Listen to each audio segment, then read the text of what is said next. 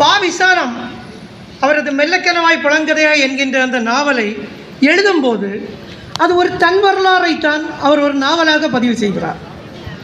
அவர் ஒரு கம்யூனிஸ்ட் இயக்கத்தில் சேர்ந்து கொண்டது, எப்படி ஒரு மூடுண்ட சமுதாயத்திலிருந்து ஒரு பெண் வெளியே வந்து ஒரு கட்சியில் சேர்ந்து கட்சியில் உள்ள இயக்கத்தோழர் ஒருவரை திருமணம் செய்து கொண்டு அது கம்யூனிஸ்ட் கட்சி இரண்டாக உடையும் போது அந்த நாவலும் முடிவு போகிறது. அது ஒரு தன் வரலாறை அவர் ஒரு நாவலாக எழுதி முடித்த பிறகு எல்லாமே கதைதானே.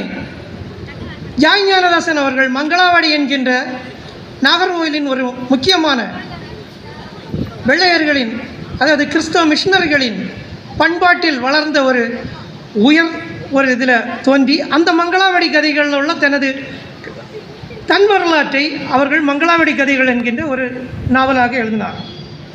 அழகிய நாயகி அம்மாள் என்பவரும் தான் வாழ்ந்த ஒரு உயர் சமூக, ஒரு இந்து நாடார் வகுப்பில் உள்ள ஒரு உயர் ஜாதி மனோபாவம் கொண்ட ஒரு அமைப்பை தான் அவர் இந்த கவலை என்கின்ற நாவலில் பதிவு செய்திருக்கிறார். இந்த நாவலெல்லாம் இருக்குது, லைப்ரரியில் படிங்க, நம்ம புத்தக கண்காட்சியில் எல்லாம் உங்களுக்கு கிடைக்கும். ஆனால் இந்த கிருத்திகா அவர்களும் ஹெப்சிபா ஜெயசாசன் அவர்களும் தான் ஒரு நாவலை ஒரு புனைவாக்கி ஒரு படைப்பாக மலர்ந்திருக்கிறார்கள். இதுதான் பிற பெண் எழுத்தாளர்களிடமிருந்து இவர்கள் இருவரும் வேறுபடக்கூடிய ஒரு களம். ஹெப்சிபா ஜெயசாசன் முக்கியமாக 4 நாவல்களை எழுதியிருக்கிறார். 1964 புத்தம் வீடு என்கின்ற நாவல், 1967 டாக்டர் செல்லப்பா, 1977 அனாதை, 1982 மானி. இவருடைய நாவல்கள் அடிப்படையை நம்ம எடுத்து பார்த்தா அந்த நாவல்கள் 2 களங்களில் நின்று பேசுகின்றன. ஹெப்சிபா ஜெயசாசனை போல 2 களங்களில் நின்று எழுதிய இன்னொரு எழுத்தாளர் நாஞ்சில் நாடன் அவர்கள். நாஞ்சில் நாடனின் எல்லா நாவல்களை நீங்கள் வாசிச்சீங்கன்னு சொன்னால் ஒரு கிராமம் இருக்கும், ஒரு புலம்பெயர்தல் இருக்கும். அவர் புலம்பெயர்கின்ற பகுதியாக மும்பையில் உள்ள வாழ்க்கை, அங்கே இருக்கக்கூடிய நிழலுலகம், அங்கே இருக்கக்கூடிய மக்களுடைய பண்பாடு, பிற மொழி பேசக்கூடிய ஒரு இது இருக்கும். அதே நேரத்தில் நாஞ்சில் நாட்டின் அசலான ஒரு கிராமம் இருக்கும். ஹெப்சிபா ஜெயசாசனிடமும் 2 பேரையும் நம்ம தொடர்பு படுத்தி பார்க்கலாம். பனவிளை என்கின்ற ஒரு கிராமம், அதன் அசலான வாழ்க்கை தான் 4 நாவலில் உள்ள கதைக்களமும்.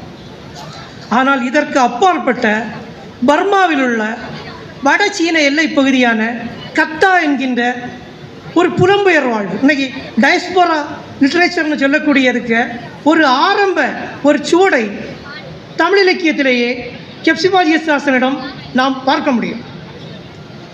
அதுக்கு காரணம் என்னன்னு சொன்னால், இவங்க வாழ்ந்த புலிப்பணம் என்கின்ற அந்த ஒரு கிராமத்தை தான் பனைவிளை என்று மாற்றியதாக கூறுகிறார்.